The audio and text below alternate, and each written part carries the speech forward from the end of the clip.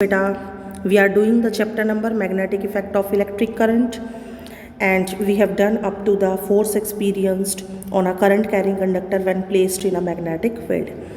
And today we will continue with the Fleming left hand rule.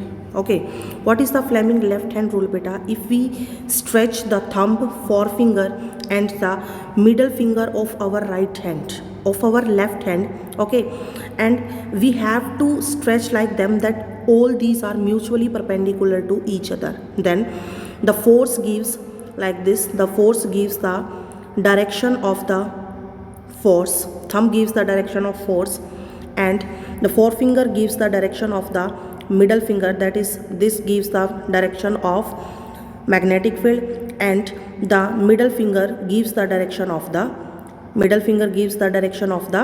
current यानी कि FBI.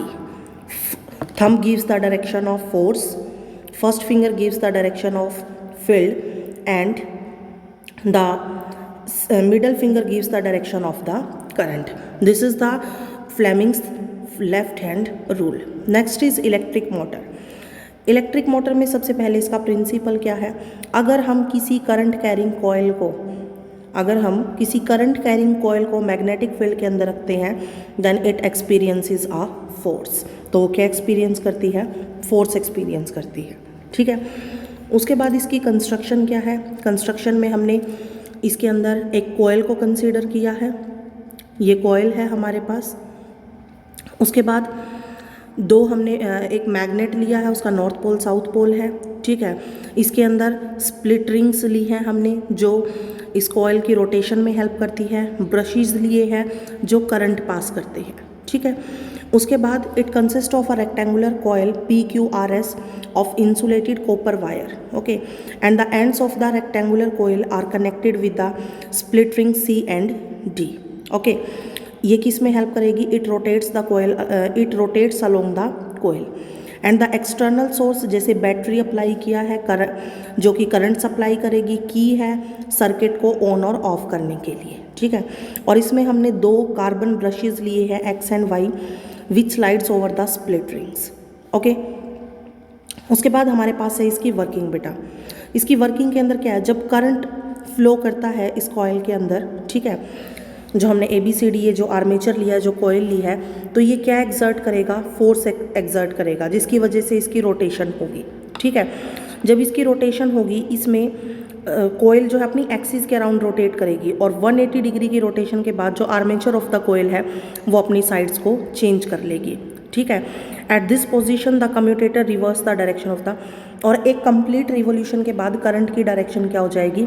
Reverse हो जाएगी. तो जो वो कॉइल है वो दोबारा से अपनी अपोजिट डायरेक्शन में रोटेट करना स्टार्ट कर देगी. फिर उसके बाद जो है दोबारा से मतलब प्रोसेस होगा कि करंट की डायरेक्शन फिर रिवर्स होगी, आर्मेचर फिर दोबारा रोटेट करेगी. मतलब हर हाफ रिवॉल्यूशन के बाद जो आर्मेचर है वो अपनी मतलब पोजीशन को चेंज करती है, क्योंकि करंट की डायरेक्शन जो है वो क्या होगी?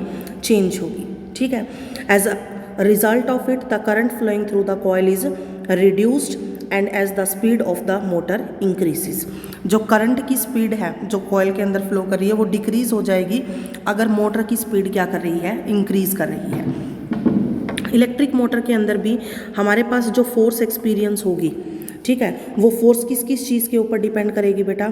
फोर्स डिपेंड करेगी हमारी एक तो जो नंबर ऑफ टर्न्स होंगे कॉइल के अंदर उस चीज़ पे, और जितनी हमने मैग्नेटिक फील्ड प्रोवाइड की है, और एक कितना करंट है. ठीक है. उस चीज़ पे डिपेंड करेगी कि आर्मेचर जो है कितनी फोर्स एक्सपीरियंस करती है. ठीक है. उसके बाद हमारे पास ये जो next is the electromagnetic induction. Electromagnetic induction क्या होता है बेटा? कि इलेक्ट्रिक करंट को प्रोड्यूस करना. ठीक है. मैग्नेटिक फील्ड को चेंज करके इलेक्ट्रिक करंट को प्रोड्यूस करना, मैग्नेटिक फ्लक्स को चेंज करके. अब फ्लक्स कैसे चेंज होगा? फ्लक्स चेंज होगा अगर मैग्नेटिक फील्ड चेंज होगी. फ्लक्स को हम फाई से रिप्रेजेंट करते हैं, और ये फाई किसके डायरेक्टली प्रोपोर्शनल होता है? एक तो मैग्नेटिक फील्ड के, और एक किसके डायरेक्टली प्रोपोर्शनल होता है? एरिया के. अगर मैग्नेटिक फील्ड चेंज होगी और एरिया चेंज होगा तो फ्लक्स प्रोड्यूस होगा. ठीक है. और मतलब फ्लक्स के अंदर चेंज आएगा। अगर फ्लक्स के अंदर चेंज होगा तो ईएमएफ इंड्यूस होगा, ठीक है, यानी कि पोटेंशियल इंड्यूस होगा। और अगर ईएमएफ इंड्यूस होगा और सर्किट क्लोज्ड है, if the circuit is closed, तो हमारे पास क्या प्रोड्यूस होगा, करंट विल प्रोड्यूस। क्या प्रोड्यूस होगा, करंट प्रोड्यूस होगा, ठीक है। तो क्या कह रहे हैं, the phenomena of producing electric current in a conductor by moving it perpendicular to the magnetic field, this is called the electromagnetic induction. Current कब इंड्यूस होगा, जो अल्टरनेटिंग करंट है इन अ कंडक्टर इज प्रोड्यूस्ड और a closed कोयल, ठीक है। कोयल कैसी होनी चाहिए, क्लोज होनी चाहिए। कब इंड्यूस होगा current, when the magnetic field lines of a force changes rapidly in it, then the current is induced. Okay बेटा, नेक्स्ट टॉपिक है हमारे पास फ्लेमिंग राइट हैंड रूल। अब राइट हैंड रूल में भी हमें उसी तरीके से जो हमारा थंब है, फर्स्ट फिंगर है, मिडल फिंगर है, उसको स्ट्रेच करना है। सेम जो हमारी फर्स्ट फिंगर है, it gives the direction of the magnetic field, middle finger gives the direction of the current and this thumb gives the direction of the motion of the conductor. Okay, जो हमारा left hand rule था उसको हम बोलते हैं FBI, ठीक है, और जो हमारा राइट हैंड रूल है उसको हम बोलेंगे MBI, ठीक है। जो हमारा थंब है in left hand rule, it gives the direction of force, first finger gives the direction of field and the middle finger gives the direction of the current. और हमारा राइट हैंड रूल के अंदर क्या होगा, thumb gives the direction of the motion of the conductor, first finger gives the direction of the magnetic field and this middle finger gives the direction of the current, यानी कि जो induced current होगा, ठीक है। In this video we will do up to here बेटा। Electric generator is not in your syllabus and the chapter that is the magnetic effect of electric current is completed. Okay, thank you and have a nice day.